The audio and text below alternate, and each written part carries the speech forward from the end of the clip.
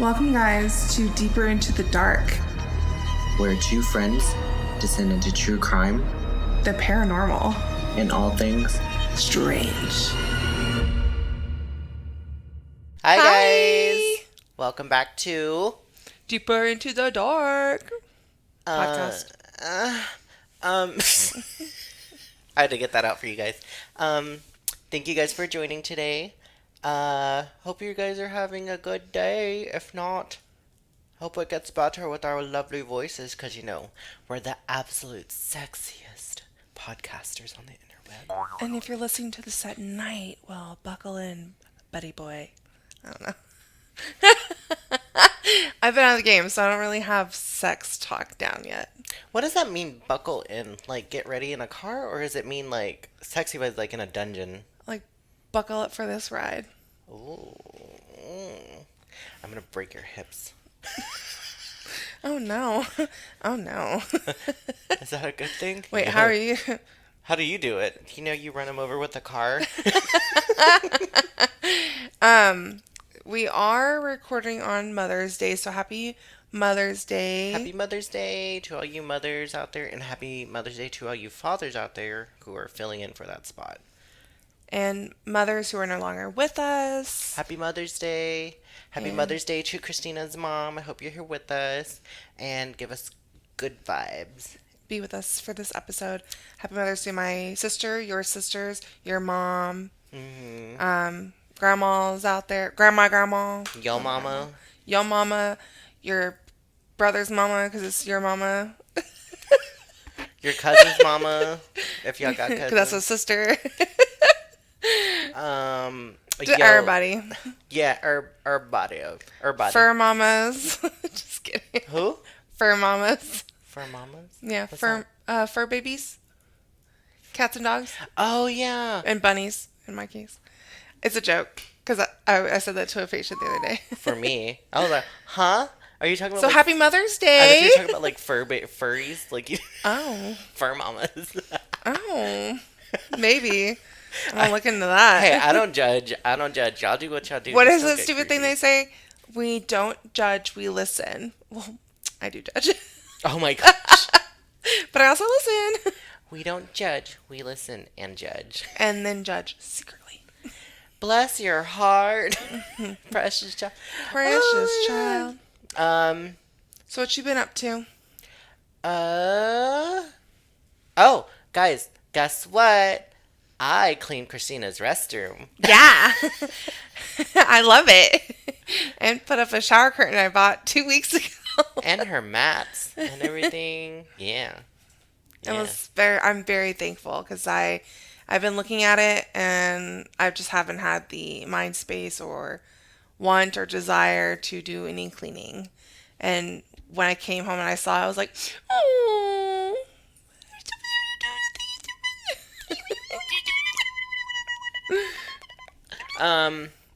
Yeah, and then... And I've kept it clean. Oh, Scout's honor, whatever the fuck they say. Yeah, I don't know. What else have I been up to? I made cookies last night. That's a big deal for me, because... Oh, my God. So, I was so tired. Start again. So, I've been up... She was so tired yesterday. I was so tired. I was up yesterday since like 6-something in the morning for a fucking yard sale my grandparents had.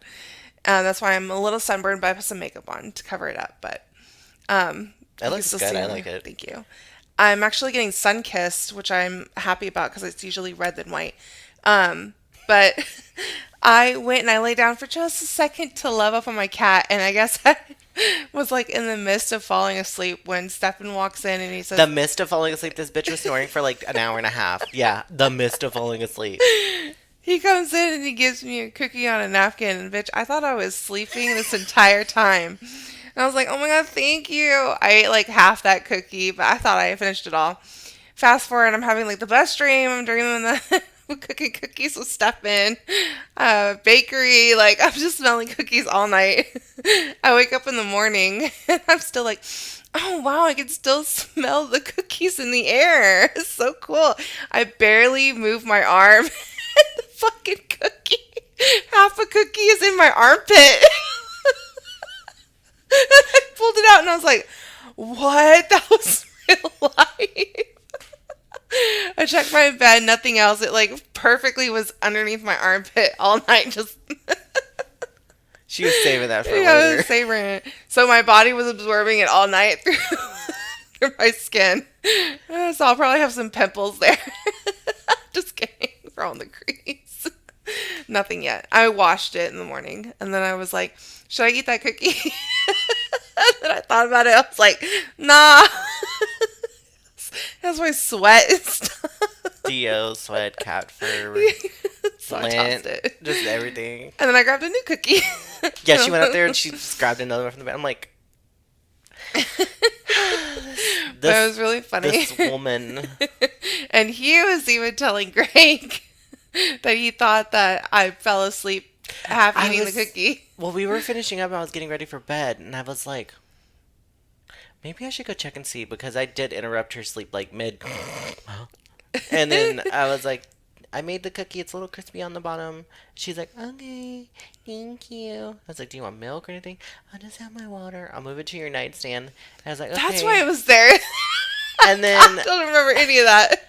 And then fucking, I just like, not even 10 minutes later, all I heard was from her room. And I'm like, damn, she ate that cookie fast. And then I was like, well, I mean, we did finish our cookies fast, and I had 2 of them. So then I was like, okay, whatever. And I was like, nah, she's fine. And I was like, should I go check on her? And Greg's like, no, we'll just go to bed. She's probably fine. She probably ate it. And I was like, yeah, probably. No, apparently not. Her armpit enjoyed it a lot. Mm-hmm. Best Yeah, Dio. it was funny. Yeah, I was like, "Are you joking me, Christina?" Greg was like, this morning he was like, did she tell you about the cookie story?" I was like, "Do I have to hear this from the mouth itself?" She's like, "Yep." I ran out of the bathroom. Oh my god! But it was funny. But I really did enjoy the cookie. And in my dream last night. Oh yeah. Well, anyways, when I was making the cookie though, I was like browning the butter because I really do want to try making brown butter cookies. I'm sure everyone else is like, that's so easy. Not for me, apparently. But I was trying to make it, and apparently, as some of you who bake cookies know, you're supposed to wait till it gets like a nutty flavor and it turns like an ambery color. Well, I burnt it the first time, my butter. Like it turned dark, and I was like, shit, it's ruined. So then I tried it again, and then I almost burnt it again. Like it was starting to burn. I was like, ah, and I moved it off. But yeah, I was looking at it, and the nutty smell that comes off of it, the butter, like it comes from butter to nut smell. Not nut, but like a nutty smell. And for some reason, it was making me sick. Oh. Like my stomach was turned, and then afterwards I made the cookies, rolled them in balls, put them on a sheet, put them in the fridge to chill for like 30 minutes. You know, the little TikTok recipe. And I just kept having it in my nose, and I felt literally like nauseous, like just grossed out from it. And I was afraid the cookies were going to be horrible. And then I was like, I'm so afraid they're going to be bad. And Greg's like, I'll try it if you want to. I was like, go ahead. And then I was like, you know what? I'm going to give me a glass of chocolate milk. So if I don't like my bite, I can spit it out and just flush it down with chocolate milk. At least that'll taste good. And then I was, Greg was like, they taste fine to me. And I smelled it and I was like, the nutty scent kind of went away. And then I took a bite and it tasted fine. But apparently I don't like the nutty smell. I guess I have a too sensitive of a nose for me to enjoy that nutty smell. But maybe it's because I burnt it a little, or maybe it's because I made 2 batches. Who knows? Maybe. And I burnt the first one. Maybe that's what it was, the burnt smell of the nut. Yeah. Every time I hear nut. Nut. Nut. Yeah, because sometimes I get like a whiff of something and it just ruins it for the rest of the day. Like it just stays in It my lingers. nose. Uh-huh. Yeah. So But maybe yeah. that's what happened. Maybe. Because I had that at the Ren Fair when I had to go to the bathroom and use the porta potty one because the other one was way over there. I hate And I had porta potties. porta potty smell stuck in my nose for the rest of the day. So I was like nauseous. It's like hot plastic and that weird chemical and shit and piss. Yeah. Ugh. Horrendous. What have you been up to, bestie? Well, besides working my new job, which I'm loving, the fact that I get to sleep in, I've been trying this new obsession with keeping something alive, and I've been failing at my Tamagotchi. Let us let the listeners know how many. Oh wait, it just evolved to another character. Let the listeners know how many of these characters. I've killed these like maybe 10 times, and I've had this for 2 weeks. Oh my gosh, that's a I'm lot, so Christina. bad. Even to the point where one of my coworkers has been like messaging me, like, is the baby still alive? Really? Yes. No way. Well, now you know how Raven feels. That's so mean. No, that I can keep her alive. It's this digital animation that I just had to feed it real quick. It's a new Oh baby now. my gosh. But yeah. But yeah. Anything else? Anything new? Oh, I did come to the realization that we've been doing this for 2 years. And we didn't celebrate our 2 year because we were on a break. You know what's funny? Our break took up so long that it should have just been the Like 3 years by now. Probably about to start our third year. And the first break for moving. Yeah, well, it's only like 2 weeks. Really? Yeah. Oh, okay. Well, the second one was like a whole pregnancy. It was 9 months. Just It about. was a long time. I'm telling you, because I'm looking at it, I'm like, well, we started in 2022 'Cause when I it was was- turning 2023. Yeah. And then 2024 happened, and we're already in 2025, so technically we're about to, and it's like halfway done with 2025. I know. It's ridiculous. I was like, first off, so upset that we didn't get to take pictures on our second year, but with everything going on in our lives, it was unfortunately not the foremost. Our second year was too chaotic for us to Yeah. do anything. We were just trying to survive our day-to-day basis Yeah. outside of the pod. And then when we were getting ready to do it again, I unfortunately had a loss in my family in February, my uncle. So we just had his funeral, or finally were able to do his celebration of life last weekend. Your girl sang Amazing Oh my gosh.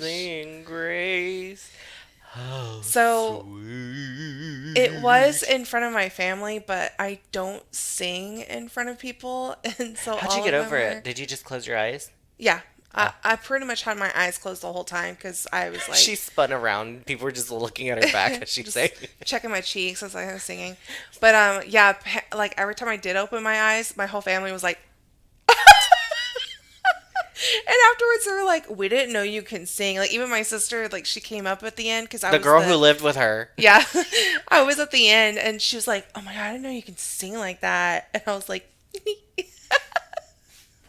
And me and Greg get so frustrated with this woman. Like, girl, you have a legit skill and talent. And she's like, but I'm shy. I'm like, girl, I don't have an applicable talent or skill. I don't. That I can sell instantly. No. No. No. You got that skill too, girl. But you have Amateur. an outward public talent that won't get you arrested. So, yeah. but So, yeah. We are working on a song though. You know, we were going to release it pretty soon, but me and Christina kind of look at the lyrics and we're kind of like a little bored with it. So we want to kind of switch it up a little bit. So, yeah. We'll see how it goes. This is just a little taste. You're not hearing the rest of it. But I'm excited about it.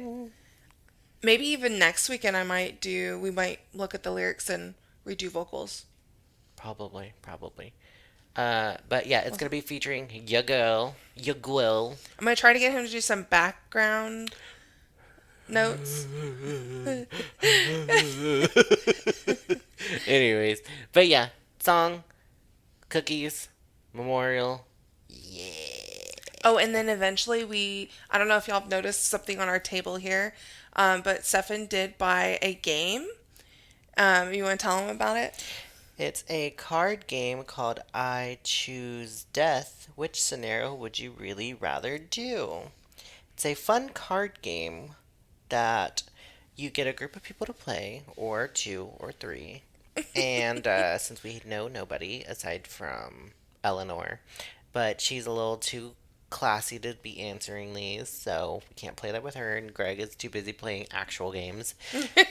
But basically, you pick a card and you ask your person, would you rather, let me give you an example. Would you rather be a conjoined twin attached at the hips, or would you rather have children so ugly that even the mother can't love them? Have the children that not even the mother could love them. Plastic surgery. Yeah. Yeah. But I don't want to go through a whole conjoined thing, 'cause then I gotta, well, what if I do get the separation surgery and she gets like, or he, whoever it is I'm conjoined with, I don't know if it's same sex only. I don't really know the details behind that, but what if like I can only survive because I have the heart and my conjoined sister or brother can't because it shares my heart blood? That's too much. Children, you could just give surgery to fix their face later on in life. They could just be ugly up until they get consent to surgery. So basically, children, fix your face. Oh my Fix your God. face. But yeah. What is that's it?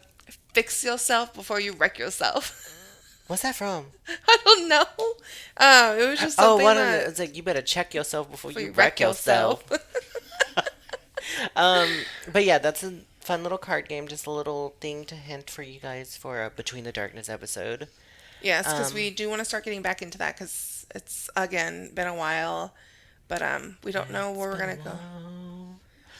Walking down a lonely road. Okay. But yeah, we have a wonderful podcast up for you. It was a bit of a struggle for me personally to get into it. Christina was just waiting for me to do it. I kept going, but I got it through. Oh, today. Yeah. So, who goes first again? You. Me. You go first. Okay. She's gonna go first. All right, and as y'all have noticed, I'm not wearing my glasses right now because when I was editing the last video, it was a lot of glare. And that was very frustrating. It was frustrating me. So I'm only going to do it when I'm reading so I can actually see. Okay. Doesn't our audience look wonderful today? Oh my God, I can actually see you, beautiful people. All of you. Okay. Look at that one right there with the tits. Damn. Damn. Hey, sir. Sir. Give me a spin around. Let me see them cheeks. Double cheeked up on a Monday. Okay, so, What do you have for me today? so today, okay, so, I know, last episode, I had my episode based on a movie. Well, It was supposed to be based off of a folklore or like a paranormal thing. the thing that got me interested in it was a movie. No, it wasn't. Yeah, it was. It was Changelings movie. No, it wasn't. Well, guess what? Nothing's changed. So I have another one for you.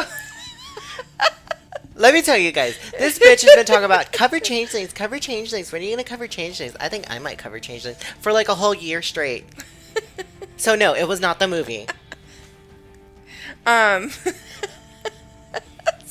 Stop mouthing things to the audience.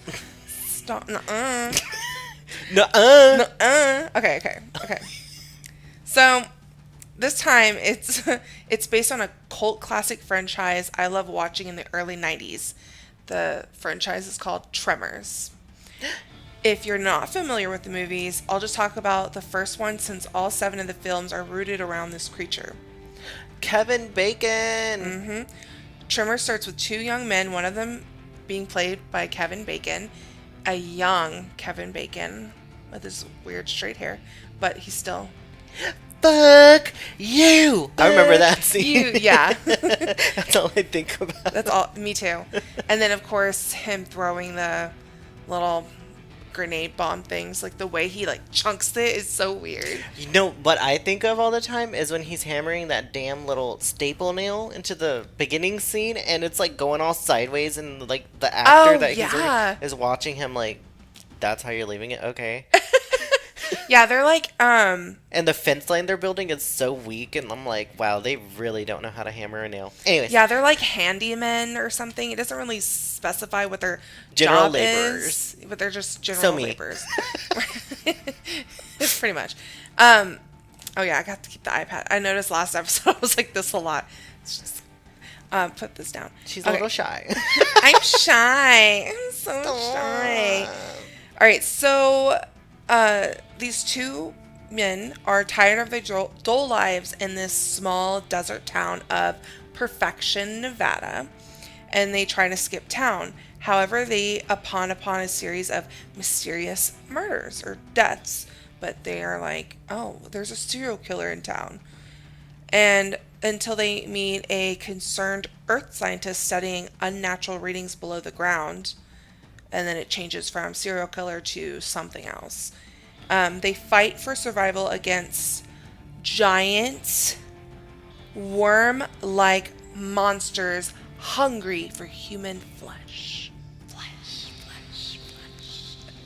Flesh. Human flesh. Anyways.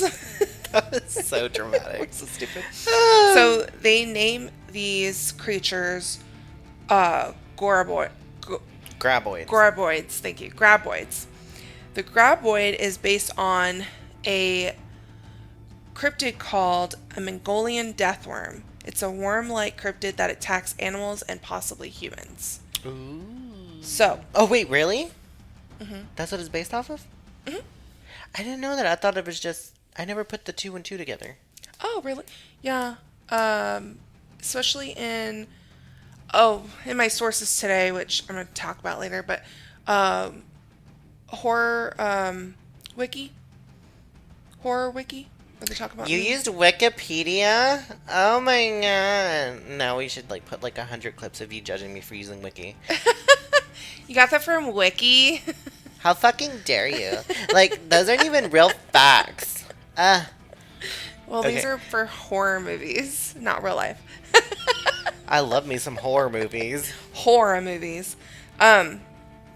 Also, guys, check out that movie. It's a good movie. Guess who's in there? Our main girl, Reba McEntire. Reba, yeah, and she's a baddie that actually kills one of these graboids by herself, pretty much. Her husband's there, but it's really her. Just shooting it up. She saves his ass. Yeah. And she's so cute. She's younger. She has like her curled up, pinned up hair, and you see her little, what are those things Her called? bangs in a curl. Bangs thing. And oh my she's gosh, so she's cute. adorable. Tiny little thing. Oh, she's so cute. What do y'all mean? It's Reba. She's badass. It's Reba. I wish she came back for the other films, but I guess she got too busy with other stuff. Yeah, I know. So, okay, now let's look at this cryptid. The Mongolian death worm's native name is, bear with me, Olgoi korkoi, which means intestine worm due to its red blood-like color and size, which is the size of a intestine, like a human intestine. Are human intestines like really long? Oh, sorry, not the size, color. Oh, okay. The size for this people that describe this, it's only 2 to 7 feet long, which is still pretty long. But when you think of the Tremors movie, which I know it's based off of, but these creatures were a lot bigger, and the way that the Mongolian worm looks like, which I'll talk about, it literally looks like a worm. The Tremors, it's more like a worm-like body, but in each Tremors movie, the creature form evolves kind of like aliens, like it changes to something else.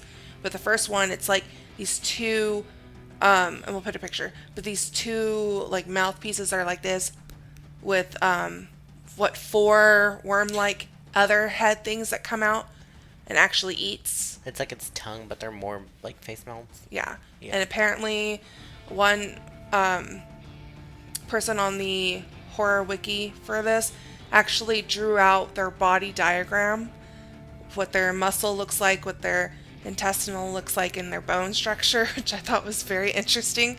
But it showed that each of the heads share one stomach, which I thought was interesting.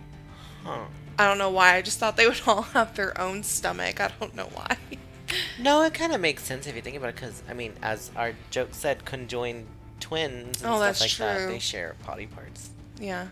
But, yeah, in that movie, the trimmer actually has 3 pincer mouths. It's like this, or it's like this. And then they Okay, open yeah, it, yeah. and I think 3 or 4 I think it's 4. tongue-like things come out, but they actually have snake heads. They look like eels. Yeah, and they have this weird, like, antenna thing. Yeah, kind of like Like a catfish. a Has pullback those dude's hair. bars. Yeah. It's weird. But we'll show a picture here. Again. Again. Alright, so these beings, the Mongolian death worms, are about 2 to 7 feet long, and they have the ability to spit out a corrosive yellow saliva and apparently generate blasts of electricity. However, this power is thought of as being folkloric by the nomads of Gobi. Western culture has come to call this monster the Mongolian death worm. So I find it interesting that they put electricity as something that they do. I can understand the corrosive acidic yellow That makes sense to break down stuff. Kind of like... but the electricity I did not understand. Are they trying to make it like an eel? especially- Or folklorish, is it like an eel? Maybe, but this is literally in the desert of Asia. So like a sand eel. Yeah, but what's up with the electricity? Like, where is this electricity coming from? In his body, I can see the acid because his stomach. Where does the eel get its electricity from? Oh, I have no clue. Do you? Nope. No. We'll put a little passage here.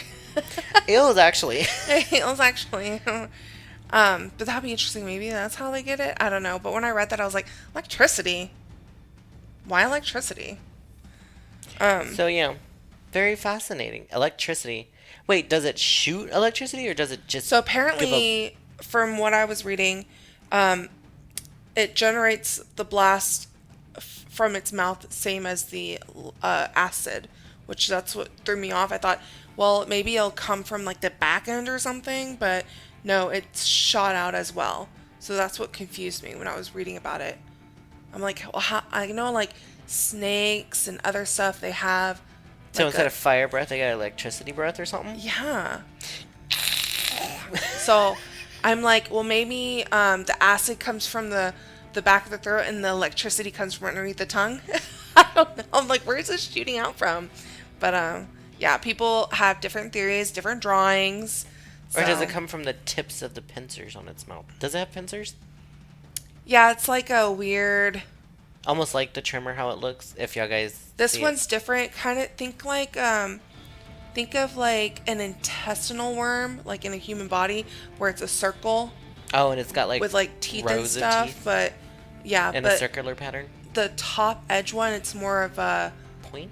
like these Barbs. flower petal type of Ew. looking. Oh, okay. It's very weird. So I was thinking it's either coming from that, So kind of but like it's the shooting from weird the mouth. Worms from like the Hobbit movie. Those things that were drilling out of the ground. I don't know if you guys have seen the Hobbit, but there's like these big ass worms that are drilling holes, and they got these weird pincer looking things. I don't remember that one, but I was gonna put it at the end, but I'll just tell it now because we're talking about movies. Another movie franchise and book franchise, really, because that's how all movies really start. That I want to give credit for the same like creature that they based off of this is that movie Dunes, which I haven't seen the movies yet, but I sure You saw. haven't seen Dune? No, and I've seen like clips of it, but I know what it looks like because in one of the clips it came out, and plus, of course, you can't forget the infamous popcorn bucket. And we're talking about how people were doing other things with it. Okay, go back. You said Dunes. My brain translated that shit to the movie Holes. Oh my god, no, I saw holes, and those were dug by children. I was like, there are fucking And one of worms them ate in holes? onions, like an apple. And then you brought up the bucket, and I'm getting sexual with it, and I'm like, They did sexual shit in holes? Oh my gosh. But calling Was it dunes? It was a lot of guys. I'm just kidding. God, they're fucking I know. disgusting. Just hit me already. Just Shame on you. Shame, shame, shame. We no, know your name. Dunes. Dunes with the white, skinny Victorian dead child. Yeah, Timothy, whatever. Yeah, shat myself. Yeah. But you know the popcorn bucket. Yes. So, You've seen the videos, right? you told me about it and showed me one, and the entire time I'm like, Yeah, if y'all guys go find that Twitter video, that guy's, I don't know, he's kind of hot. I think he's kind of hot for like twinkish vibes, but he's got a big donger, and he fucks the bucket. oh God.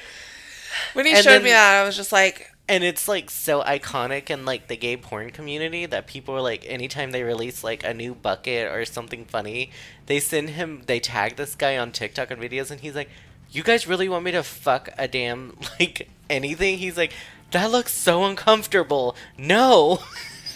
So now they're wait, like, I can't remember. Did he do the Wolverine? he did.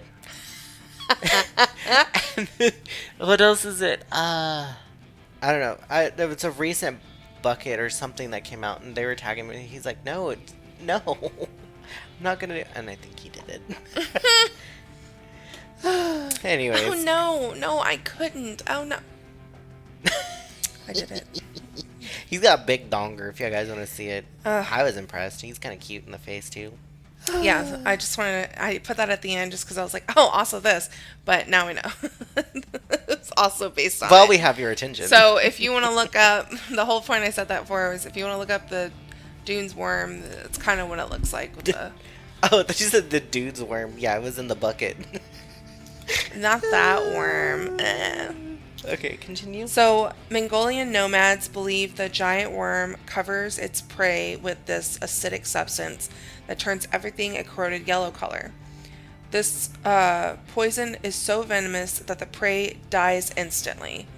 Livestock and humans are supposed to be its main prey because Mongolia has been under... What? Mongolia. Okay. Oh, sorry. I can't speak, guys. I don't know how to say She likes things. adding A's to her words. I I've noticed do. that. And us. She can't say the O. She's not an O. She's an eh. Mongolia. There you go. Mongolian. Was under Soviet control until 1990. So very little is known about this death worm in the West. In recent years, though, investigators have been able to look for evidence of the creature's existence. A guy named Evan Mackerel, one of the leading Loch Ness Monster detectives, actually studied this region and interviewed many Mongolian There you go. people about the worm. Due to the sheer volume of sightings and strange deaths, he came to the conclusion that the death worm was more than just a legend. So he's like, oh yeah, no, there's something here. So what does this acid do? Does it break things down instantly, or is it a poisonous So thing where apparently it's it's like, think of it like a snake venom, how it gets into your veins and kills you instantly. If you've ever been bit by, I believe it's not a rattlesnake. There's one snake, I can't remember the name of it right now. It bites you, you're dead, like instantly. I can't think of it right now. I'll put it here. But there is a snake like Black that. Mamba? Maybe. I don't know. There is one. So think of like that intensity of poison, that it's an acid that touches your body, and as soon as it touches your body and goes in your bloodstream, you're like, huh! And you're dead. Okay. Which, I Okay. mean, I'd rather, I guess, that happen to me than me slowly, break down. So I will not be in the desert, guys. Just saying. Any desert. Nobody is entirely sure what the worm actually is. Experts are certain it is not a real worm because of the Gobi Desert is too hot an area for these types of creatures to survive. It's called an annelids, which I try looking up. It's just like animals with like softer, like worms are very like slimy and stuff, and I guess that's what they were thinking. But like in Tremors, the movie, um, they had a thick hide, so like they were shooting them with the bullets. It took forever to go through. So that's what I'm thinking that these creatures had, and some were thinking that it is like a like cross between different types of reptiles, and so it might have thicker skin to withstand these desert like Conditions. Yeah. Interesting. Wait. I would figure if it's a sandworm, wouldn't it be under the sand? So how would the sun necessarily affect it all the time? Well, when it comes up and stuff, but Also, how would it survive if nothing else can survive? What's it eating? If nothing else is other out there. animals. But they're not out there. 'Cause nothing can live. Well, that's true. If that, well, no, there has to be like iguanas and stuff like that. Other things that live in the desert No. that have thicker skin. No. Well, I mean, there are those, like, lizards. But, I Yeah. mean, for something that big, I think it needs a bigger appetite than lizards. Well, in these ones, it's really not. Or do they eat each other? It's really not that big. It's just 2 to 7 feet long. Which is still pretty fucking big Yeah. compared to a lizard. So maybe the 2-feeters live. And the big ones eat the little ones. The little ones just snack on the big ones. That's how they survive. Maybe. I don't know. Until they get too big and then they die. I don't know, because it's why it's a cryptid. It's unexplained. Even though everybody's tried explaining it. To be fair, though, there are people that do live on these desert plains, so I'm sure Yeah. if something was out there, it'd probably be not a big community, just a small community of these sandworms. Well, Worm science. Well, some actually suggested it might be a skink, which I was like, what the fuck is a skink? But apparently what a skinks skank have, is. I know, right? Apparently skinks have little legs and scaly skin, whereas witnesses' accounts specifying the worm is limbless and is smooth-bodied. But they were thinking that if it had this, then it'd be able to go underground easier, or especially with the scaly skin, it would survive more in the desert. But from what people are, when they said they've, seen this worm, it's been limbless, so no legs, no nothing, and No a legs, smooth no nothing. body. Smooth, like butter. The most probable explanation is that the death worm is a new species of worm lizard, a group of burrowing reptiles. And I can believe that. Although the native Mongolian people are convinced of the death worm's nature, it will take many years of research to satisfy the rest of the world's scientific community. And this was the most recent one. In 2005, an expedition from the Center of Fortin Zoology crossed 1,000 miles of this Gobi desert in Asia to track the death worm. They concluded that it was probably a large unknown type of worm lizard, and that the powers attributed to her were most likely not true. So in 2005, these explorers set out to comb pretty much all of the Gobi Desert to see. And they were looking for this specifically. Yes, this Shit, worm. I wish I had that money. And those Alright. people believing in me to go look for a damn Time for us to cryptid. be zoologists. You know what we're gonna do? We're gonna go and find the hoop snake. Oh yes, that'd be a good one. The Just chupacabra. looking at no. No. No. You know what we're gonna find? The gotcha pants. Oh, I want to see this. I want to see the night crawlers. I'll look for The them. Fresno Nightcrawlers. If you don't know who that is, go watch or listen to like episode. I don't remember what it was. 7, Episode 48. Called 48. Oh my god, Gasp. I was so late to it. But anyways, I love the little night crawlers, and I just wish that I can one day afford to buy their plushie and have it here. Cause there is like, it's so cute. The mom and the baby, or the dad and the baby. The baby got you. The baby got you. Oh my god. We're gonna it's go look so for that. cute. Um, Back to what you back were to what I doing was saying. after they So went pretty looking much, for it. the almost recent thing was in 2025 that they went and explored to try to find this this death worm. And they just discovered we can't find nothing. All this stuff doesn't make sense, so this obviously can't be true. But I personally, I'm holding out for what truth may reveal in itself. If another expedition were to happen, since this was 20 years ago, have different types of things that can What's the look thing where up. they like do like kind of like what fish boats have, where Like they like shoot sonar, the but sonar, but like for the dirt or the grass, like yeah, they that's do how in they Egypt, find bodies and stuff. like tombs and Oh shit. yeah, like how they discovered that there's cylinders underneath the tombs or whatever. I have to do research on that because one of my friends was telling me about it, and I was just like, "What?" And I looked at this video, and I was like, "This is so interesting. There has to be something." Oh yeah, the spirals and whatnot. Yeah. If It's y'all guys haven't seen that, look up TikTok and the newfound and Egyptian pyramids and whatever. If you look at the videos, the pyramids look tiny compared to these fucking things, and I'm like, are cylinder you joking things, me?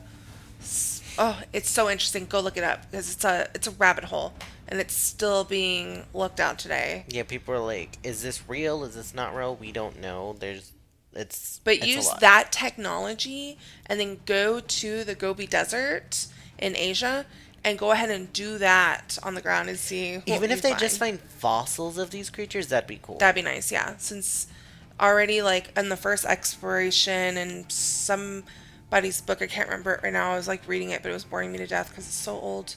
It was in like the early 1900s. They went out there and they were looking up and they found fossils and they were talking about creatures back in the day, and that was the first time that one of these sightings occurred was because they found fossil-like structures that could prove that there were giant worms, and that's how this whole thing started.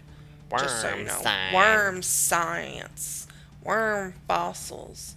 But I don't know why I sound like that. I'm like, what are you talking about? I'm talking about Sandy Cheeks from SpongeBob, where she says worm sign, and she literally holds a sign that Oh says my worm gosh, sign. worm sign. Now I got you. You earlier. Anyway, so I am holding out hope that, it's been 20 years. Someone else can go out there, not me, because I don't have the money or the time for that. How far back do these sandworms date back to?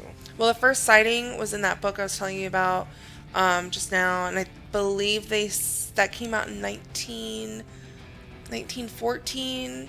It was I forgot his name right now, but he was a paleontologist, and he was out there collecting fossils and stuff, and that's when he came around. Because it's in his section, it's in this book, and it was like page 190 that he talks about these creatures, and a lot of them were different versions of dinosaurs that you don't see when you go to the museum. And they were very interesting looking, and I was looking at those, and then there's just a little section where it talks about these fossils that look like it could show a giant worm-like creature, but it was inconclusive for. Inconclusive. Thank you, inconclusive for him. So he didn't do more research on it, but that's when it spiraled and became what it is today, this cryptid. All because of this, and then of course of people citing saying that they've seen this worm-like creature, and various things, and they've seen it spit out acid and whatever. So I'm holding out truth that it will eventually, reveal itself. Maybe they'll use that sonar, whatever technique that they were using in Egypt, and we can find some type of fossils or something to back this up. But I'm a big believer that not everything in our world has been discovered. So I think there's still more out there that we need to learn and find the truth for and uncover. The truth is out there. But yeah, that's pretty much what I have for you today, and I just wanted to know, like, Do you believe that this Okay, cryptid the is first out time there? I ever ran into this fucking cryptid was in middle school. I was Googling random shit and I ran across this fucking random sandworm thing and it showed me this little image. It was on Wikipedia, where you got your stuff from. And it showed this fossil Oh yeah, looking I should thing with probably. pincers on it. Oh, cite your sources real quick. Yeah, let me see. Hold on. Wait, anyways, I saw this pincers on this fucking wicked looking sandworm thing, and I was like, what the fuck is that? And my brain immediately thought, what if I stepped on that and that thing bit my foot? And then I was reading it, and then I was like, oh, it's a big thing.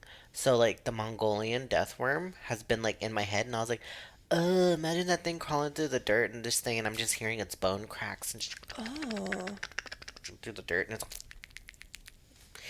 yeah. I didn't Yeah. read any more on, like, the fucking acid thing or the electricity bolt, like, I Ghidorah. still, I'm gonna be honest. I You're on don't the believe fence in about the. that? I don't believe in the electricity thing, but I could see the acid thing, especially if this creature is between, like some people are saying, a lizard type worm, where it's a creature of like a new species, where it has a little bit of both, so it could survive such harsh environments in the Unless desert. through translation somebody misheard them and they were like, when it opened its mouth, like they were trying to say, I got shocked because it opened its mouth. But in reality, they were like, oh, like you got shocked like electricity. And they probably Maybe. translated that weird.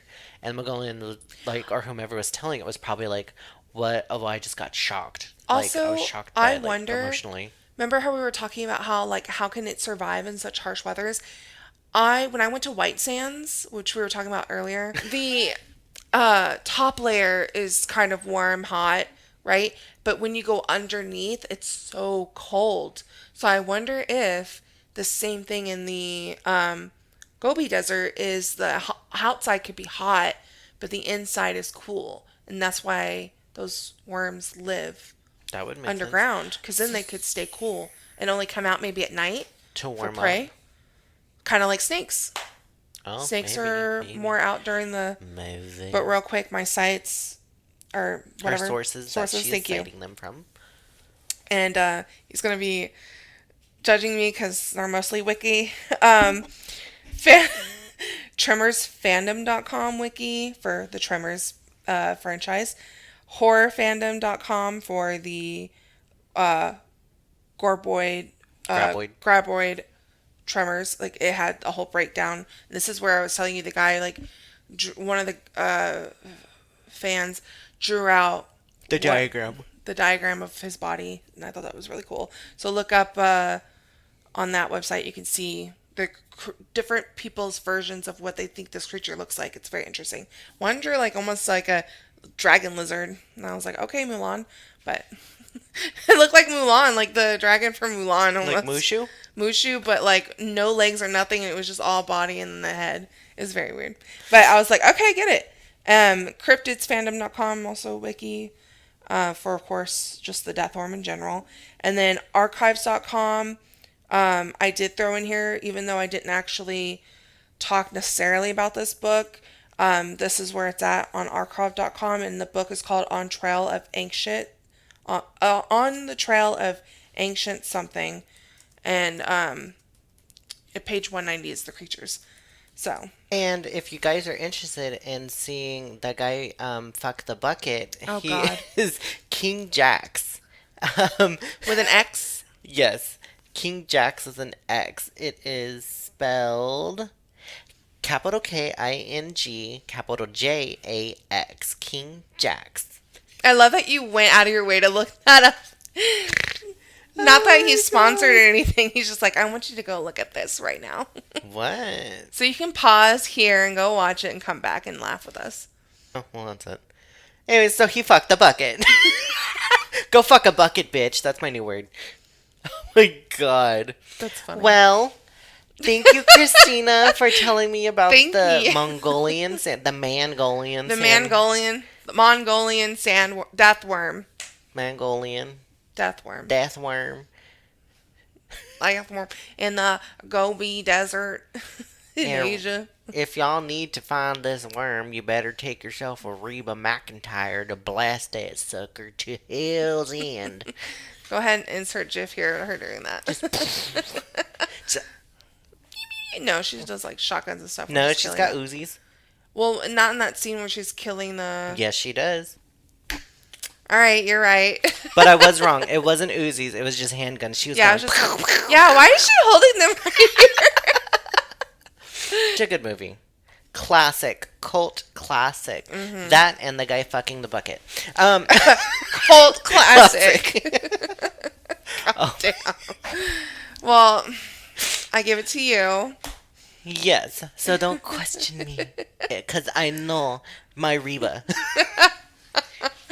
Like anything else? Because you don't fuck with fancy. Okay. Well, thank you so much, Christina, with the Mongolian death worm. Death worm. Because there's a bunch of worms on. Worm. All right, what do you have for me today? I'm excited. Hold on. Okay. I'm excited. Okay. So, this was literally last minute. I had to honestly, I pulled myself a bubble bath, as I said last night. I put in my soap and I said, oh, I don't want to do this. But then I said, you know what? You pulled your bath. You put your soap. And you just have to get in. You have to soap up your breast and clean out your nasty vag. And I decided, you know what? I'm gonna do it. And so I slipped into my bath and I did it. So, this is what I came up with. Okay, so if you haven't noticed from our display, I chose this one specifically and I did not tell Christina why. But we are talking about a killer that... Poisons. Yes! Oh. I'm smart. So yes, if you guys are listening, I have a little skull bottle that Christina got me for Halloweeners. It's got a cork on the top, and it's a bottle, and it looks like it's like a witch's potion bottle for evil concoctions. At home. Decor. But the person I will be talking about today is called Jane Toppan. It's spelled Jane, like usual, like Jane Doe, and then Toppan, Toppan. Toppin. I would say just Toppin. Yeah, I like Toppin. Well, they're like, it's pronounced Oppen, the T is silent. Yeah. Oppenheimer. I knew you were going to say that. I never saw that movie. Me either. And I heard it was long as fuck. But you know what I did see? Barbie. Which came out at the same time. Yeah. Honestly, it's like Barbie for men. Honestly, yeah. Boring old white men. Anyways, let us begin. So I decided to fall back on my good old trustworthy crimes because I did not want to do anything true crime. Like, I could not get in the mood. And also, I didn't... After how gruesome the last one was, the last true crime I just did... I don't know, that one, like, drained me. Like, it just sucked every bit of, what's the word? Tolerance for true crime I had to do, to speak about. To study, to learn, to whatever for that. And I just couldn't. But, like I said, I poured a bubble bath and got in and soaped up my titties in it. Well, the crimes that seduce and intrigue me, mostly more than... I'm sorry. I'm just imagining in the tub going, soapy. I mean, you're not wrong. That's how it takes a bubble bath. A bubble bath. I'm like that one duck from Howard the Duck, the tits out, and she's singing with her martini glass. She's like, in the summer moon, or whatever she's singing. We actually posted a picture of that on our socials on Facebook.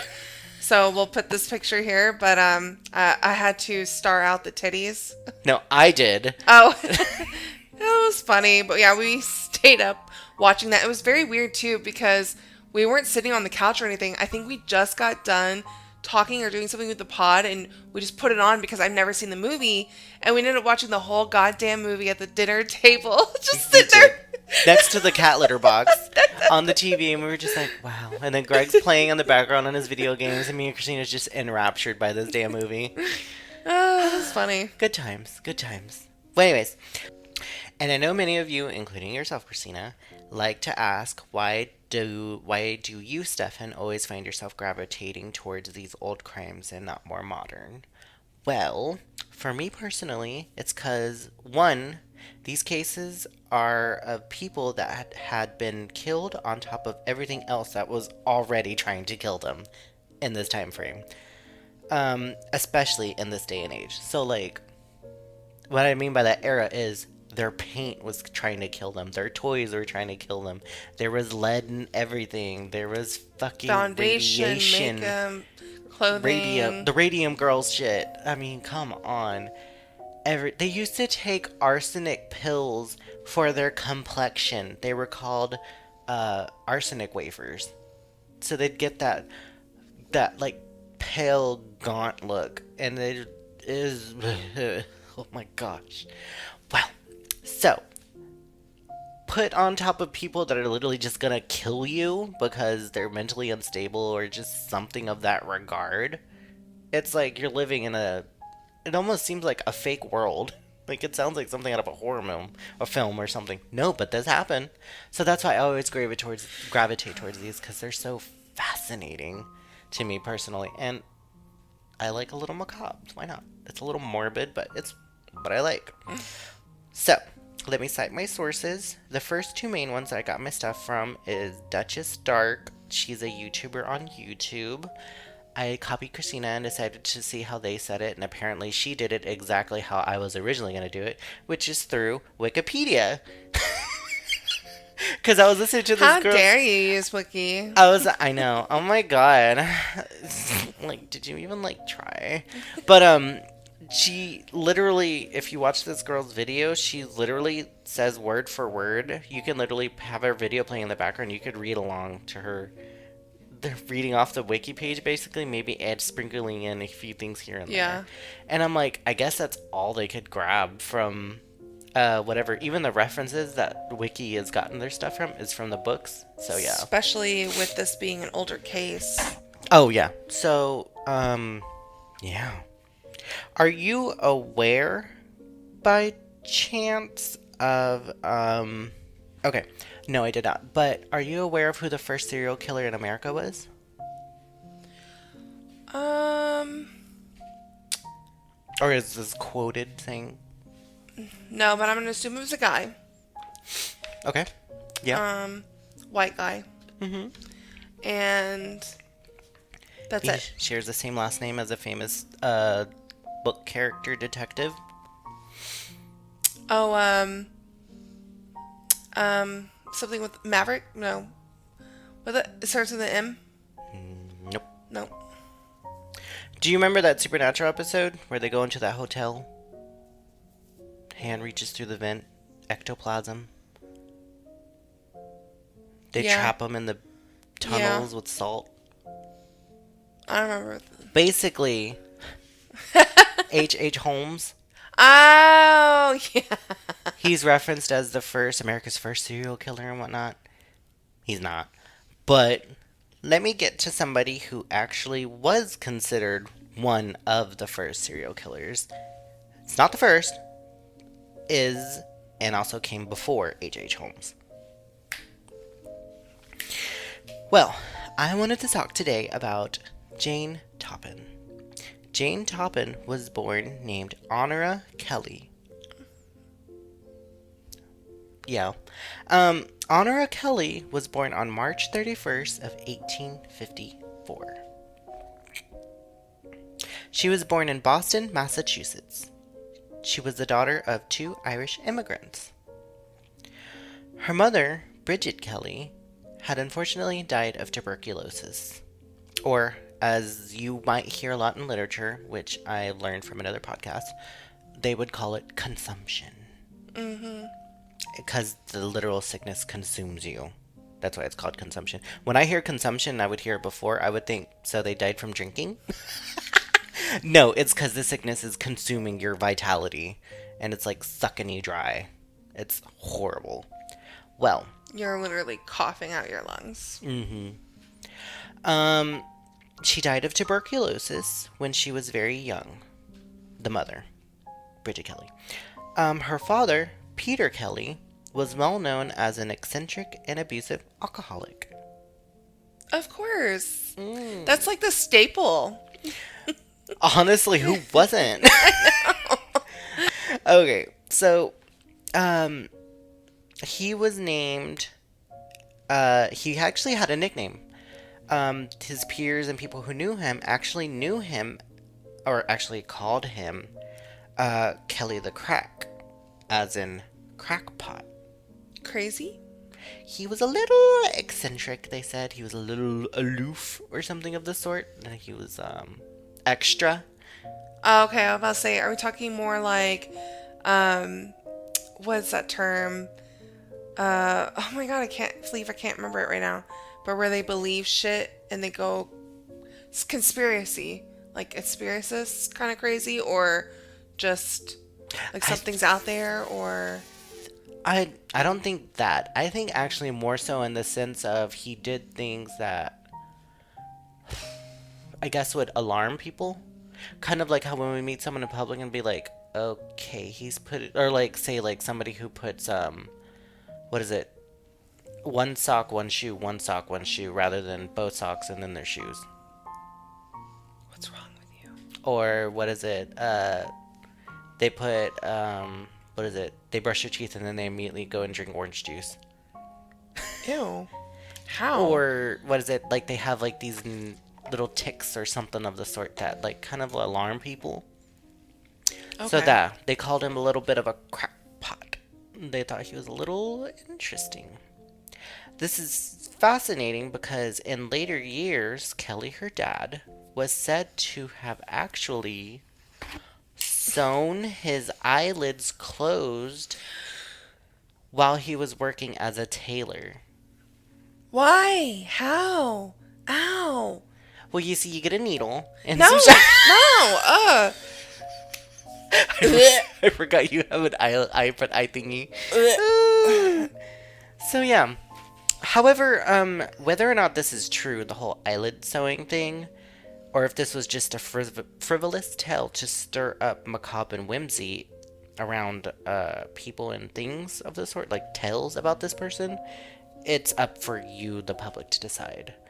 Because, well, actually, I have a quick fun fact for you. Oh, goody! I love fun facts. I have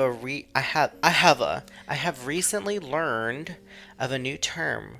For me, it is new, but is not new to the world or the public who are, I guess, aware of this sort of thing. Okay, let me see. Well, maybe I might know. Have you ever heard of the saying "yellow journalism"? No. So yeah, she was on the same boat as me. If you guys aren't unaware, yellow journalism was a style of sensational reporting which used frivolous headlines and exaggerated stories like to increase circulation and get the public to talk about it. Oh. So basically... like a catchy phrase or... More so they added to it. Like, let's say... your Kevin neighbor was arrested for setting his house on fire to collect insurance, right? Okay. But a journalist or a reporter of a company that's trying to catch more attention and get their paper sold and get people to listen to them and whatnot says he killed his cat and dog, threw them in the fire so he could collect insurance. But not only that, he was trying to do it so he could buy cocaine with that insurance money. Like, they're adding extra stuff that we don't know. Like, extra stuff. Just extra stuff. Zhuzhing up the story. Making it more... oh, gosh. Boosting the details. Because, apparently, there is a quote from this time that I learned from this podcast. The quote is, "If it bleeds, it leads." Oh, actually, yeah. It makes sense. Yeah. That quote and this style of reporting was rampant around the 1890s. So about half a century after Homegirl was born. I thought you were going to say half a decade. Half a decade. I was like, damn. I almost said decade. But, yeah, this podcast that I am actually referencing or listening to has actually seduced and charmed the creepy goth kid in me. If you love the dark, the spooky, and the morbid side of the Victorian age as I do, this podcast will be right up your alley. And I've told you about this before. And no, I am not being paid by this podcast to talk about it, because, I mean, I wish. You're just obsessed. I am obsessed. He brings it up all the time. No, I don't. I brought it up twice. Calm your tits. Just kidding. Calm but down. It's called My Victorian Nightmare. So go over there and let the host of this podcast, named Genevieve, know that Deeper Into the Dark has sent you. Because I adore her, and let her know, and I would just die knowing that this lady knows that I love her. Make Stefan's dreams a reality. Am I trying to flirt with a woman? The scandal. No, I'm gonna lie. Be Scandalous. like, gay man turned straight for Genevieve. That's the quote. No, but literally, I love her. Her voice is so soothing. You listen to a little bit of her, right? Yeah, it is. She has this wonderful tone. And it's not forced. Because I've listened to other podcasts that try this whole little, like, regal voice thing. And it sounds too forced. They drag it out too long. Anyways, but her voice is so lovely. She's hilarious. She's silly. She's goofy. She's dark. And also, she's a babe. I don't know what she looks like, though. Me neither. But her voice sounds like a babe. Anyways, so I digress. As I was saying, well, in 1860, only a few years after his wife's death, Kelly's wife, the crackpot, as they called him, he surrendered his two youngest children. 8-year-old Delia Josephine. I guess she had two first names. Because, they did that shit. I mean, was it the guy from the Driscoll? What was that one lady's? Winnebago rampant, whatever. She had like 50. She had six first names. Yeah, like 4 or 5. And we're like, God damn, do you not know the last name? Just give her all the first names. Daisy Kelly Johnson, or not even Johnson. Thing as middle names back then. It was all first name. The first name and then 1 or 2 last names. If it's a 2, just hyphenate it. They won't know the difference. Well, anyways, unless he got confused and was like, "Do you want Delia or Josephine?" God damn it, I wrote about Delia Josephine. Well, anyways, her name is Delia Josephine, and she got sent. He surrendered his child Delia and his other child Honora, who was 6 years old. Just Honora. Which is also Jane, the lady we're talking about. But he surrendered these two youngest children to the Boston Female Asylum, an orphanage for indigent female children. He never saw them again. However, documents from this asylum note that Delia and Honora were actually rescued from a very miserable home. So I don't know if the public got involved with that situation, or if he specifically surrendered them, or if they just noted it as that to hold them. You know what I mean? Well, yes. Yeah. No records exist of their experiences during their time in the asylum, but reportedly, their older sister, Nellie, who was not committed to this orphanage or female asylum, was actually committed to an insane asylum. Now, it took me a few reads to separate the two. Apparently, a female asylum is asylum, as the term suggests. It's a sort of halfway house or shelter. Kind of like We Seek Asylum, and they say in the movies. It's like that. And whilst, as we can recognize insane asylum, it is the proverbial home for mentally insane. Now, quick question, if you know, are these women asylums, are they also ran by healthcare type people or nuns? Well, let's be honest. Who was actually healthcare that time? It was just whomever gave themselves a fake forgery and decided, I'm a doctor now. I can mess with people now in their minds, and I want to do these experiments because I heard they work. Yeah.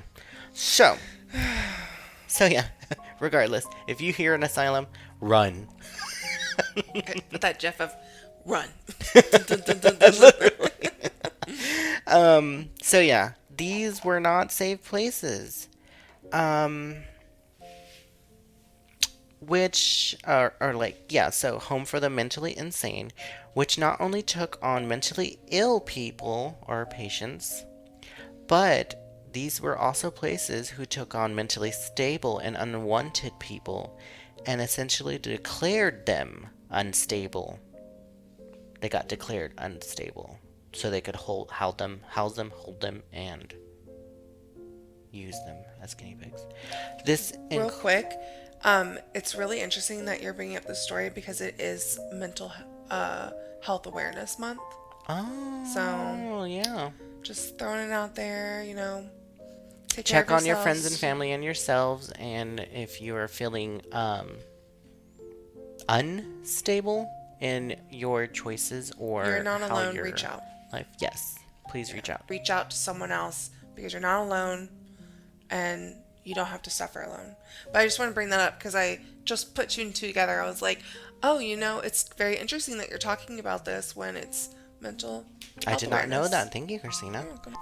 Anyways, so if you were declared unstable, you were basically, I guess, property of this place until you managed to find a family managed to get you out, which was even itself was also kind of a fickle beast.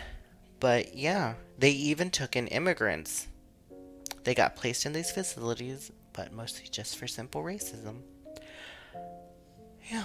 They were like, they're mentally unstable. No, they just speak another language. Fucking racist. Oh, jeez. So yeah. I'm not going to go into detail what they did in those stories. That's maybe for another time. But let's just say a lot of unnecessary surgeries, torture, and just all around just uncomfortable situations mentally, physically, and just living wise. So, back to Jane Toppin. In November of 1862, less than 2 years after being abandoned by her father, Honora was placed as an indentured servant in the home of Miss Anne C. Toppin of Lowell, Massachusetts. Though never formally adopted by the Toppins, Honora took on the surname of her benefactors. She did this to distance herself from her former family and eventually became known as Jane Toppin. So she was like a servant for this family? I mean, let's be honest, if At you're a how servant, why would you take on their name unless you're living in a better place than where you were at, which was How the old female. was she though? Because she was what, 8 when she started? She was 6. Her 6? sister was 8. Delia was 8. She was 6. So she was 8 years old when she was placed in this place. Ugh. The original Toppin family already had a daughter as well. Her name was Elizabeth, with whom actually Honora was on good terms with, reportedly. Reportedly, Honora, or Jane, as we know her, now, because she's like, that's no longer my name, I cast it aside, my name is now Jane Toppin. Apparently, Jane, her sister Delia, was placed as a servant at the age of 12 in Athol, New York. So she was 8, 9, 10, 11, 12. So 4 years. So at 8 years old, Jane had gone away and her sister was still in that asylum by herself. 2 years after her sister left, she finally got placed in another servant home. Delia was placed as a servant at the age of 12 in Athol, New York. Eventually, unfortunately, I guess this wasn't the lifestyle for her, she turned to working as a prostitute. And as working as a prostitute, and sadly she died, a penniless alcoholic in squalid conditions. We don't know at what age, they do not list it, but... So she was 12 when she moved there? Mm-hmm. And I wonder how long until she went into prostitution. Yeah. Knowing it, hopefully it wasn't like right away, but I have a feeling it probably was because, Oh, there's no limit for fucking monsters that are sexual beasts. yeah, Or not beasts, sexual deviants. That sounds so Christian. Deviant. deviant. Okay. My Lord will smite thee. Okay. She is not a Christian! Have you seen that? Oh, it's this lady that was Show on. me. I have to. She's now like a huge supporter of like gay community, and she's always at the parades now. But during that time, she was like, "She's not a Christian." Oh my gosh. Internet, I'll get that. Okay, so Christina, trigger warning.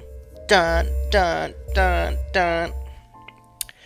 To anyone who may have their parents or elders in the hospital or a care facility or retirement home, this next part does contain patient abuse. So if you feel the need, you may skip this section and move on to the end of my tale, because this may be triggering and also might be a big fear for people. So Yeah. if you want to skip, I perfectly understand, and this is a fear I also have for my parents. And it's a unfortunate fear that goes beyond this time frame. It's still here today. Yes. And I will say, Now there's only video proof all right. of it happening, so it's more real. I will say that it is very sad when I did work in the hospital and I had patients coming from retirement homes and stuff like that. They were in terrible conditions. So yes, but let's begin. Well, in 1885, so I want to say, from 60 to 85. 20 years? 20 something years. Apparently Jane got married and then her husband decided to play around and leave her. Okay. So, typical man. Did she have kids? No, she did not have kids.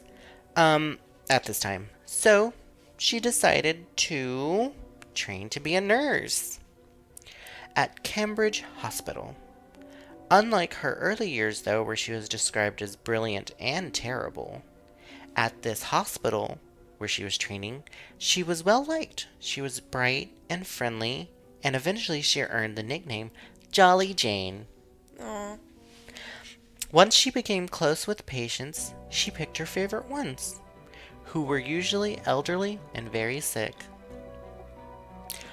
During her residency, Taubin used her patients as guinea pigs. Oh, gosh. She used them in experiments, and she would use morphine and atropine.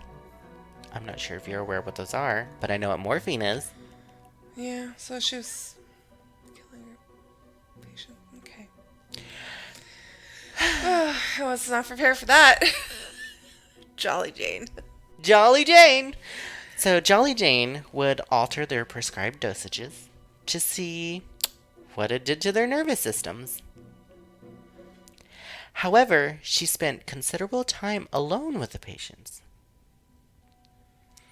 making up fake charts, medicating them to drift in and out of consciousness, and even getting into bed with them whilst having these episodes. Eventually, Jane was recommended to the prestigious Massachusetts General Hospital in 1889. There, she killed several more victims before being fired the following year. She briefly returned to Cambridge, but was soon dismissed for administering opiates recklessly. You don't say. Yeah, it only took a freaking lot of deaths till that happened, though. What was it? 4 years? Oh, gosh. Okay. Taubin then began working as a private nurse and flourished, despite complaints of petty theft. So, I'm assuming she would steal from her victims, and I'm also assuming the family would notice their heirlooms or just things missing in general after they were ultimately killed, Or who knows, maybe even whilst they were being doped Looked up after. and tested on Oh and my experimented God. on. That I'm unaware of, but she was stealing apparently, and they were like, listen, this bitch is stealing from us. Where's my fucking candelabra? Where's my Where's my grandmother's ring that's always been on her? Literally, where's her garnet giant fucking ring that's like the size of a bowling ball? Well, Toppin began her poisoning spree in earnest in 1895 by killing her landlord. Began. Israel Dunham. That's who she killed. And his wife. Of course, can't stop there. In 1899, she killed her foster sister, Elizabeth. Yeah, the girl she was like on good terms with, she killed her too. She killed her with a dose of strychnine. I don't know what strychnine is. So, personally for me, I find that name or word strychnine so fascinating for a term. It's such an intense word. Yeah. Strychnine. I thought I would go into detail more about this interestingly named poison. So, for those of you who may be unaware of what exactly strychnine is, it is a poison derived from a plant that is found in Australia and in East Asia and Sri Lanka and India and just that area. That's where the plant grows, or it's like, I guess, native to. Okay. Today, it is now used mostly as pesticide for killing rats. And today, it is also uncommonly found used in heroin, LSD, and cocaine. Okay. So if you guys are doing coke, you're literally gambling with death. However, in times past, strychnine was actually available in pill form and sold as medicine. To do for what? Strychnine was a medicine to strengthen the muscles and heart, and also was used as a bowel stimulant. How do you get those two things and rat killing all together? Let me tell you. In small doses, of course, that's what it was used for. But let's say you were given a high dosage. I'm not going to tell you how much, because that's not why we're here. Thank you.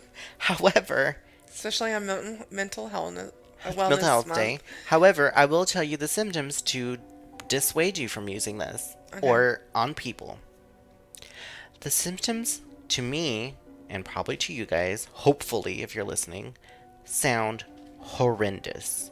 And honestly, I don't think anybody deserves to go out this way. Unless you're the terrible or horrible person that is causing innocent harm to people by using this. But I digress. Here are the symptoms.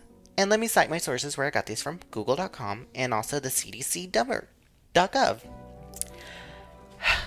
Early symptoms of being poisoned by strychnine. Within minutes to an hour of ingestion, you will get signs of agitation, restlessness, apprehension, and a heightened sense of awareness were often the initial indicators. Okay. Other signs would include muscle twitching, and stiffness, particularly noticeable in the face and neck. Okay. Progression of symptoms. Those are just the beginning signs. Intensifying muscle spasms.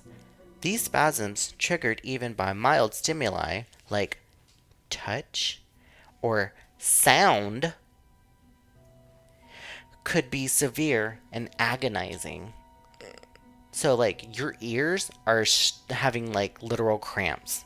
Your face muscles, neck muscles, all your finger muscles are reacting to this. Generalized convulsions. These often involve violent muscle contractions, leaving the patient conscious and in immense pain during the episode. So you will not stop feeling this, and you will not stop. Like, you're not going to pass out. You're going to feel every single millisecond of this. Characteristic postures. Hunched over in death, like. Opisthotonus.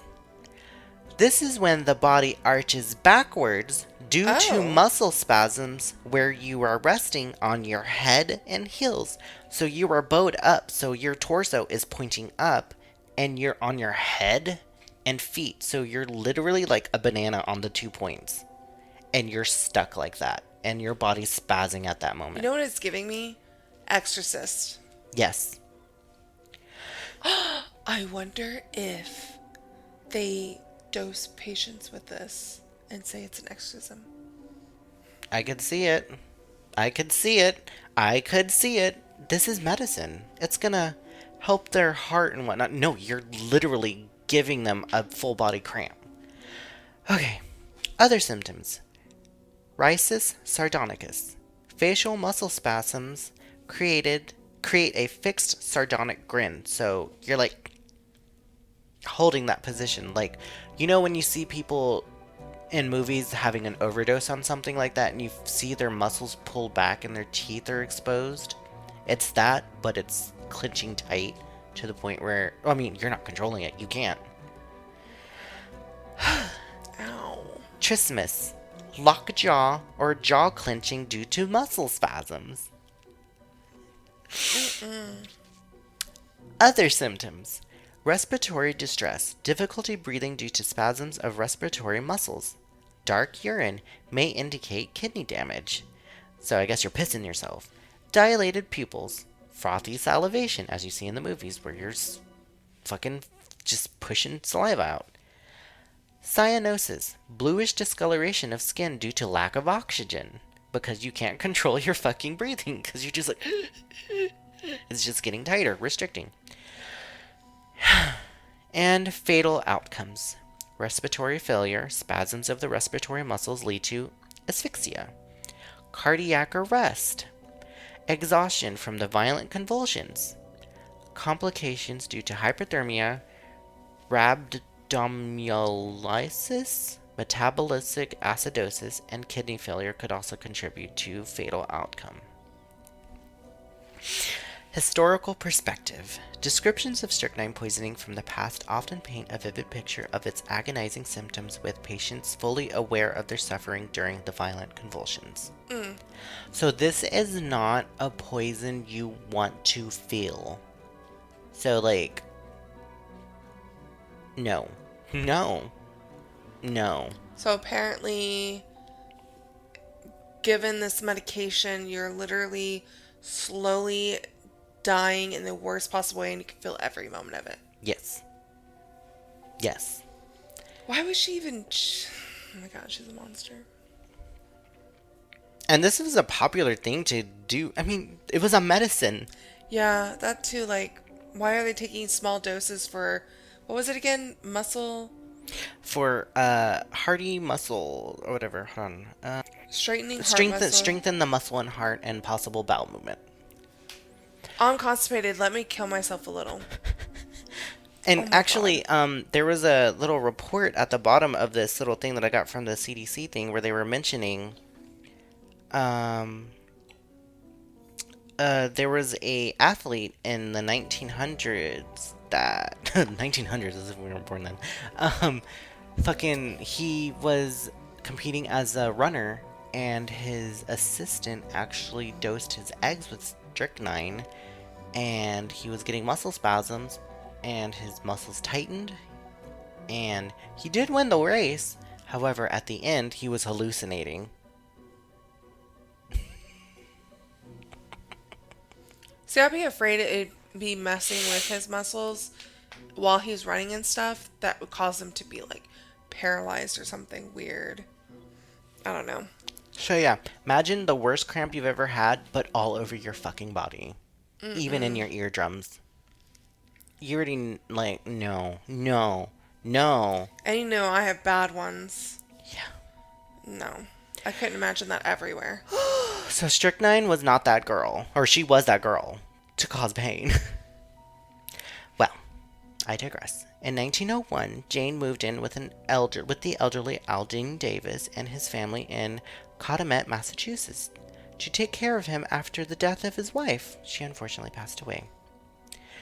Her name was Maddie, who ironically Jane also had murdered. This bitch. Does she do it so she can live with the husband? I think so. Within weeks, she actually killed Davis with morphine. Ultimately, he had cerebral hemorrhage. She also killed his sister, Edna. Oh, and two of his daughters, by the way. Minnie and Genevieve. Not the one from my Victorian Nightmare. Genevieve from this time frame. Question, so are these only women she's murdering? No, she killed the husband too. Oh, okay. The surviving members of the Davis family actually ordered a toxicology exam on Minnie, which determined that she had been poisoned. How are they not? I'm sorry. How are they not getting down to the denominator here of the only fucking survivor is the killer? This is like fucking mystery murder 101.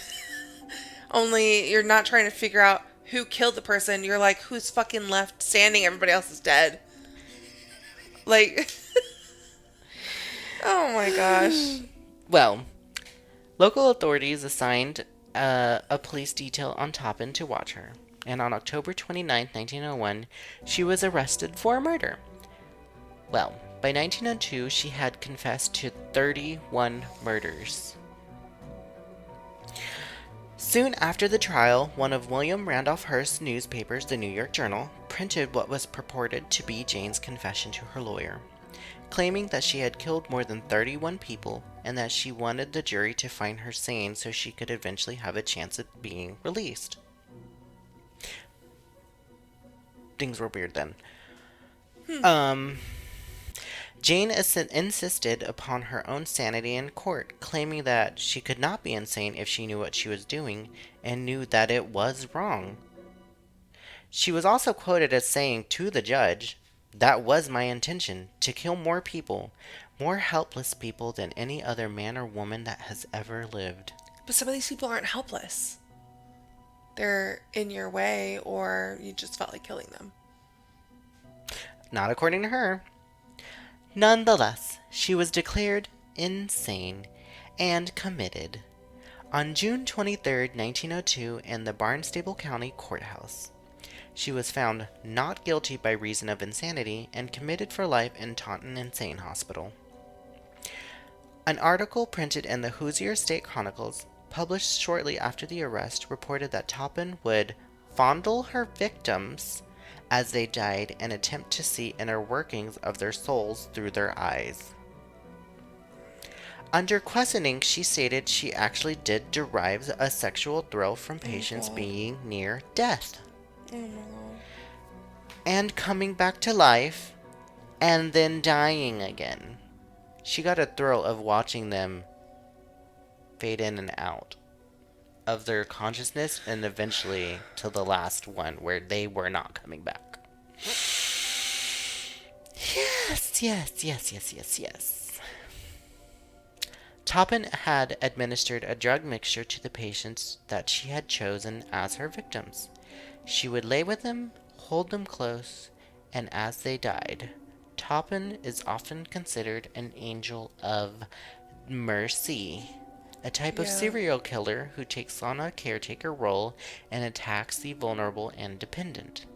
Though she also did seem to murder for seemingly more personal reasons, such as in the case of the Davis family. It is possible Jane was also motivated by jealousy, in the case of the murder of her foster sister.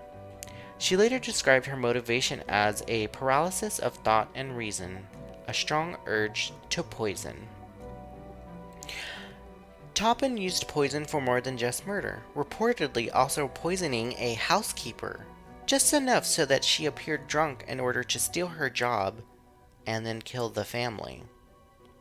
She even poisoned herself to evoke sympathy of men who courted her. Jane Toppin died at Taunton Insane Hospital on August 17, 1938. Cause of death? I'm not too sure on that. She died at the age of 81. Let me look that up real quick. Probably natural causes. But yeah, I can see the angel of mercy when she did it in the hospital, even though the angel of mercy, they kill people who are literally on their deathbeds. These were just patients that she had. Like these are the other ones are patients that have, heart failure that are in and out of hospitals that are fighting for their lives. She's just like, "Oh, I like you. I'm going to fondle you and kill you and sleep next to your body." They're not saying how she died. Probably a natural cause. Well, I bring Jane Toppin to the forefront because, as suggested by Genevieve from My Victorian Nightmare, where I got my information, not all my information, but that yellow journal thing, and this whole learning that H.H. Holmes was considered the first American serial killer, because if you Google it, he pops up in, like, I don't even know how many articles. She said, and that's is where I got this from, that she was amongst the first serial killers that were prolific even before H.H. Holmes, whom is regarded as the first serial killer in America. But Jane Toppin was actually active years before H.H. Holmes. And actually, several others were also active before H.H. Holmes, including another one that I would like to cover eventually in the future when I have that energy again, Belle Gunness, who is also a poisoner. Mm. But ultimately, Jane Toppin went out with her sister and her dad in an insane asylum. And that concludes my story. Not only was she experimenting on them, but she reveled in watching them suffer by them slipping in and out of consciousness to the point of death. And then she's like, "I'm gonna kill your kids too. I'm gonna I'm kill. gonna kill your sister and your kids. How'd your wife? How'd your wife? How'd your kids? They poisoning everybody out here." Should have saved that title for this Literally, episode. though. Just If kidding. only I knew. Oh my goodness. Oh my god. Was this a bit dark? Was this darker than Fanny Adams? Fanny Adams was really fucked up.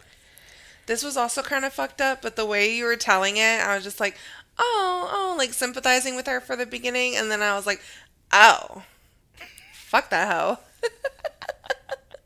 You know what I was saying? People were saying that they think, or I think people were making up the story about her dad sewing his eyes shut to prove that he was crazy, that crazy, to relate it back to her mental instability of killing people. You know what I mean? Okay, Like yeah.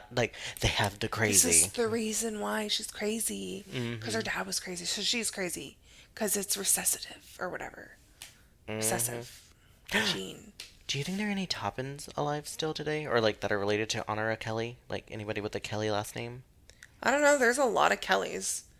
Kelley. If you got that last name, I'd do a DNA ancestry thing and I need to see do if mine. you're I related. still haven't done it. I wonder if you're related to anybody. My brother's ex is actually related to, or supposedly her dad said he did one of those DNA tests and said that they are distant offsprings of. Who's that one guy that Mel Gibson played in that movie? That Braveheart? Irish movie? Braveheart, yes. What was that guy's name? I don't know, I just know The the name in the ending. movie. Yeah. Well, yeah, apparently they're related to him at distant relatives of him. I was like, oh, but isn't 500 people from that white land also Probably all distant distant relatives distant in some descendants? sort of way. Oh my goodness. Oh, Anyways, but yeah, that's all I have for you today. I hope you enjoyed my story, and watch out who you have caring for people, but also don't get too crazy about it, thinking somebody's gonna come hurt your family member or something yeah. of the sort. But do keep an eye on them, check in on them regularly. Know the signs. If you feel it in your gut, something's wrong. It probably is. Don't second guess your intuition. But don't stress about it too much. And if you do see signs of abuse, See something, say something. see something, say something. That is my biggest regret. I did have a moment where I did not say something, and that still haunts me to this day. Oh, I didn't know and that. I will not Sorry. speak up on that anymore. Yeah. Yeah, anyways. So yeah, see something, say something, guys. And also, happy Mother's Day. Happy mental health Mental Health Awareness awareness. Month. And then there's something else happening. I forgot already. Oh, Oh, hope you guys had a wonderful Teacher Cinco de Mayo. Appreciation Week and Nurses Week was last week. Oh, and also May 5th, aside from Cinco de Mayo, it was also Indigenous Awareness Day Uh-huh. for women and girls that get kidnapped, murdered, and disposed of and are not talked about. So, yes, Yep. have a wonderful day. We'll just Have a leave you on wonderful that. month. See something, say something. Take And care of each other. yeah, honestly, be kind to yourself. I know we're saying some really dark shit right now, but take care of yourself. Be kind to one another. And follow us on our social medias. Social media. Follow our YouTube, Deeper Into the Dark. Go to our websites and in your stories. Follow our TikTok. Let us know how we're doing. Check out my Victorian Nightmare. Tell Genevieve Stefan sent you. And Deeper Into Flood the Dark. her with messages so she'll reach out to us. Tell her I say, I love you, my gothic friend. And, I'm gonna get replaced. yeah, Genevieve has her own thing. She's literally getting deals. I'm listening to her podcast. Oh and no, I she's mean like, that as a friend. oh no. I can only be the only dark princess here. I can be the only Elvira of this podcast. Look, this is literally my life. Literally, she's like a mixture of color and dark. And here's me with my poison. Don't do it. Oh no! It was the diarrhea in the bottle, not the strychnine. Give me the I strychnine. put Imodium in there. So Put you can, Imodium, so give you me can the stop diarrhea. No, so you can stop pooping. Oh yeah. I need Imodium. I'd be shitting so much. I got some. You need some. Oh my god. Well, thank you guys for listening and thank you guys for watching. And we hope to see you on the next one. And any other things we put out. Yeah, we're definitely trying to put out more content. And we love you guys. We love see you you. next time. Bye. Sweet nightmares. Sweet nightmares. My soapy tits. That is a nightmare. Just kidding. Big jug. But they're covered in feathers because they're duck tits. No, not the duck. I was thinking of your character from D&D. Oh, Adelaide. Oh, yeah, guys, that's another thing. We've been getting into D&D. We'll tell you on the next episode. Love Yeah. you guys. Bye. Bye. Mwah. Thank you for listening. Deeper Into the Dark is a complete indie podcast. Please rate, follow, and share so that we may continue making content. Intro and outro music made by Aaron H. at Fiverr. Music used in the podcast by Epidemic Sound. Mixed and edited by yours truly. Artwork by Christina Barnes. Thank you guys. See you next time. I'm so wet.